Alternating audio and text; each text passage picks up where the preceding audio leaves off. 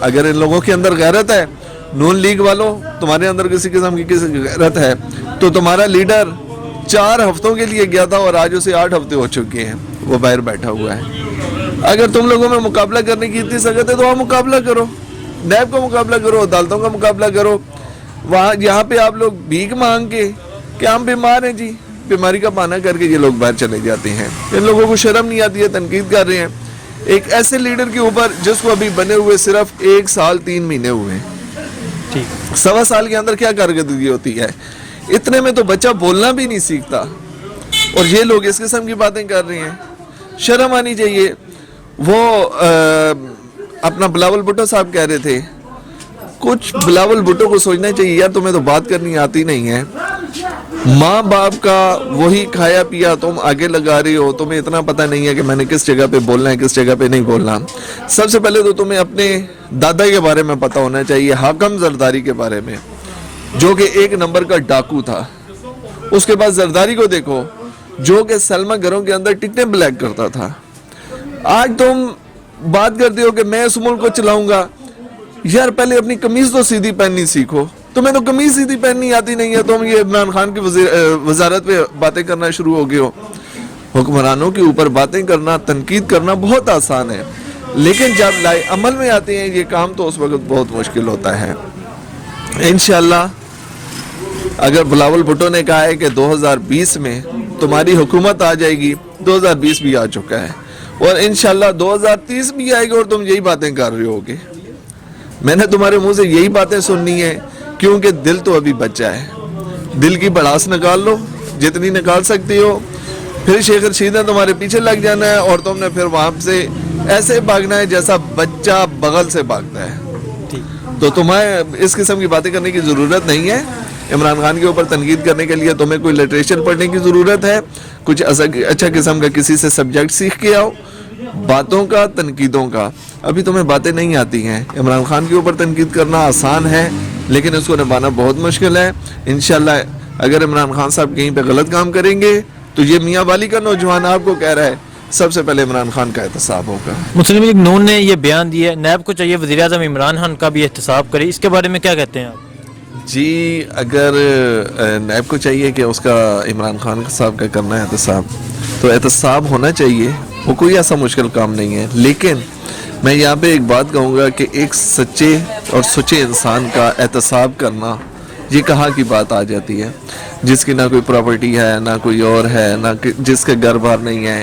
ایک بنی گالہ میں پراپرٹی ہے، وہ بھی کیا پتہ اس کے نام ہے یا نہیں ہے، بہرحال اس کے نام ہی ہے، لیکن وہ بھی عمران خان صاحب نے کہا کہ جب میں مر جاؤں گا تو وہ بھی پراپرٹی شوکت خانم کو دے دی جائے۔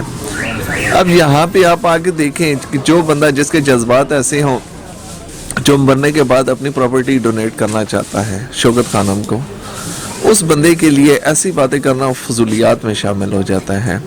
اور یہ نون لیگیوں کو فضولیات کے علاوہ کچھ آتا ہی نہیں ہے۔ ایک قسم کی بے شرم جماعت ہے جس کو شرم نہیں آتی ہے۔ اس قسم کے اس میں بغیرت لوگ شامل ہیں جو کام کرنے والوں کو کام نہیں کرنے دے رہے، اداروں کے اوپر تنقید کریں گے، حکمرانوں کے اوپر تنقید کریں گے، جو لوگ کام کر رہے ہیں ان کے اوپر تنقید کرنا شروع کر دیں گے۔ ارے یار یہ کہاں کا انصاف ہے؟ شوکت خانم کی اگر آپ سرمنی دیکھیں، کل پرسوں جو سرمنی ہوئی ہے اس سرمنی کے اندر دیکھیں کہ باہر سے اس کو کتنا ڈونیشن ملا ہے۔ غیر ملکیوں نے کیا ہے، پاکستانیوں نے نہیں کیا۔ غیر ملکی لوگوں کے اندر جذبہ ہے اور جذبہ انسانیت ہے ان کے اندر۔ یہ لوگ صرف تنقید کرنا جانتے ہیں۔ ان مٹر کے منہ والوں کو کسی چیز کی سمجھ نہیں آتی ہے، ان لوگوں کو شرم نہیں آتی ہے کہ یار ہم لوگ کس پہ تنقید کر رہے ہیں۔ اس وزیر اعظم پہ جو ملک اور قوم کی خاطر رونا شروع ہو جاتا ہے، حجر اسود میں جاتا ہے، بیت اللہ میں جاتا ہے، خانہ کعبہ کے اندر جاتا ہے، جہاں بھی جاتا ہے وہ وہاں پہ عوام کے لیے اچھائی کے لیے دعائیں مانگتا ہے، عوام کے لیے اچھائی کی دعائیں مانگ رہا ہے، وہاں پہ دعاؤں میں وہ رونا شروع ہو جاتا ہے۔ روح پرور دعائیں ہیں اس بندے کی، تو اس بندے کے ساتھ اس قسم کی زیادتی کرنا، اس بندے کے اوپر تنقید کرنا، یہ کہاں کا انصاف ہے؟ میں خود میاں والی سے بلانگ کرتا ہوں، مجھے پتا ہے کہ الحمدللہ انشاءاللہ میں ایک سچا پاکستانی ہوں تو عمران خان بھی ایک سچا پاکستانی ہے۔ عمران خان کے جو جذبات ہیں انشاءاللہ اس قوم و ملت کے ساتھ چلیں گے، ترقی کی طرف گامزن ہوں گے۔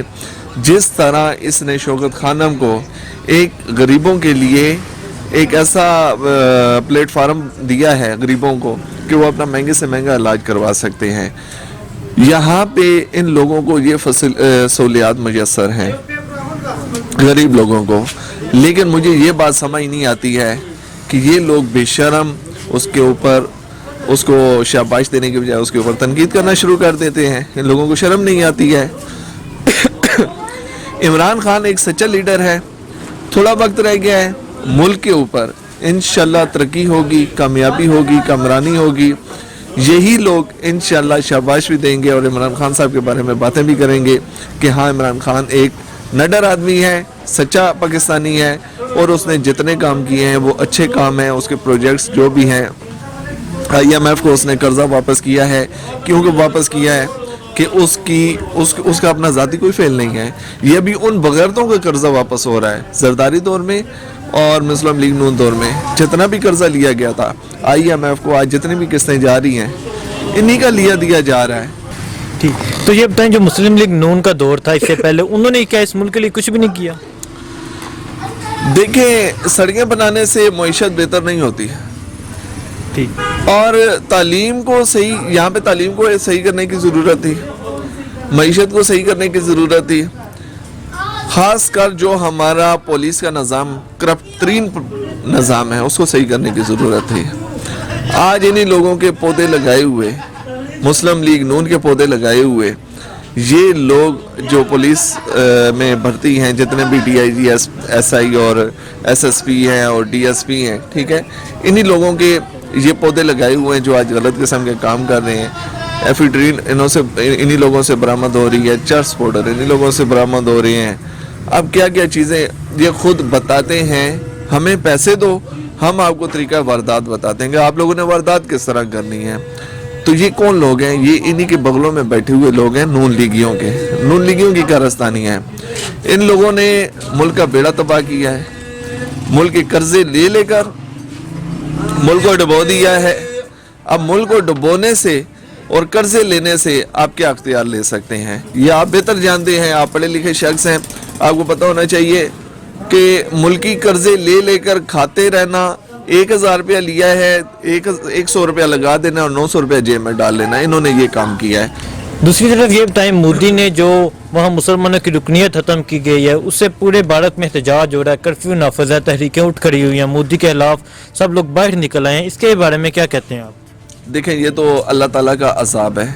مودی کے اوپر انشاءاللہ اللہ کا عذاب آنے والا ہے اور انشاءاللہ اسی سال میں مودی کی حکومت تہس نہس ہو جائے گی.